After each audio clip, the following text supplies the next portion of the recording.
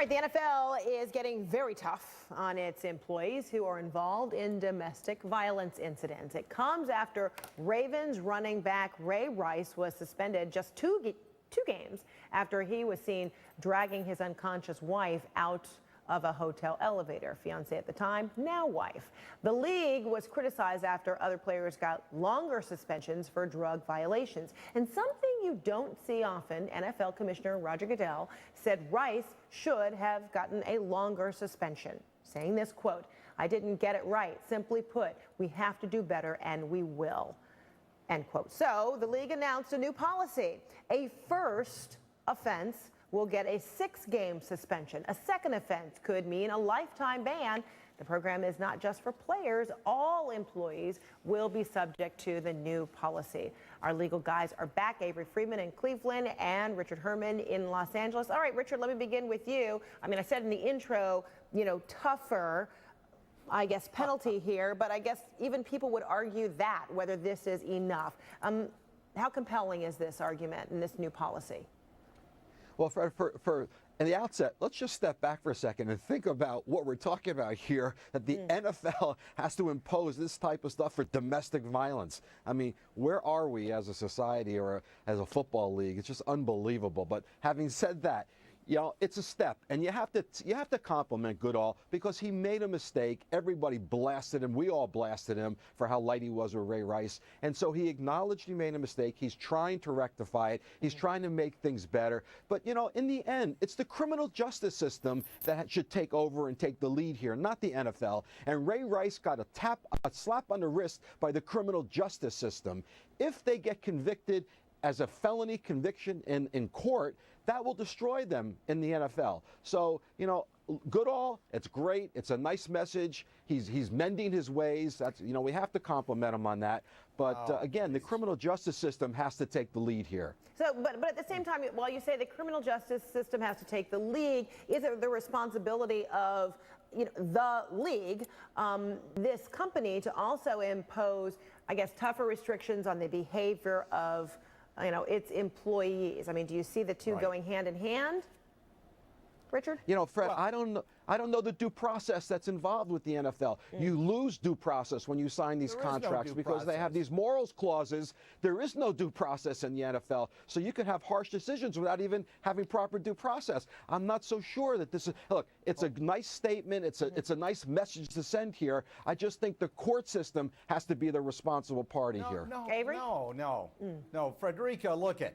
The idea that the NFL did absolutely nothing and gave a guy who literally hit his girlfriend so hard he knocked her out.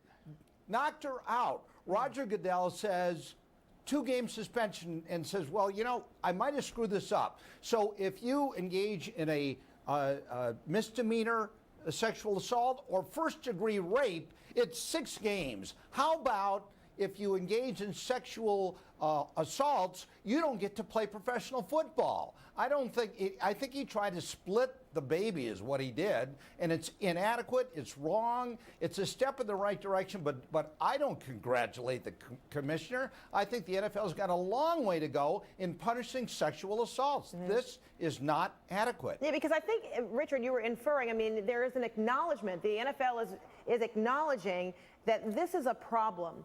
This is a thing that some of our players or our employees are engaged in, and so based on that, we now have to come up with a policy on, I mean, not trying to stamp it out or not trying to say this is completely, unacceptable, but now let's figure out a way how we can all work together, knowing that this is a problem that some people might engage in.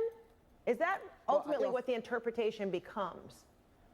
I don't know, Fred. Is it epidemic proportions? Is it a problem? Is it pervasive throughout the whole NFL? I don't know. I haven't read a lot of articles about domestic violence by NFL players. So if it happens once or twice or 3 times or 4 times, you're going to impose, insane regulations against all these players here. And who makes the ultimate determination here? Where's the validity? Where's the validity of the complaint? How do you verify the truthfulness and accuracy of an allegation here in the NFL? That's all I'm saying. Yeah. At least the court system provides that foundation. So then, Avery, why wouldn't it just be a zero tolerance policy? Why wouldn't the NFL entertain that? There should be.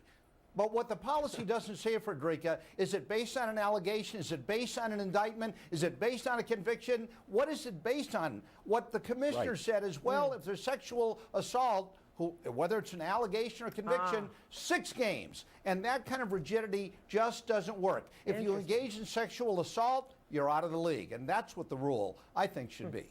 Okay. I'm still not sure if you guys are in agreement. You're convicted of sexual assault. Okay. The only thing we're in agreement on, Fred, the rule doesn't say that. The rule doesn't say that. Right. That's wrong. Fred, the only thing we're in agreement is we missed you. It's been too long. And secondly, that's for sure. And secondly, I have to compliment Avery. We agree on one thing today, Frederica. That's it. This is way too long. And your tie, Avery. And your tie. Finally, you're wearing a nice tie. I like it. Look at that harmony, you guys. Mine's brighter than yours, Richard. I love. Oh, you're both very bright. I love that. Okay, and the feeling is mutual. Boy, have I missed you all. So glad we're back together again. Have a great holiday weekend. You too. All right. Thanks, guys.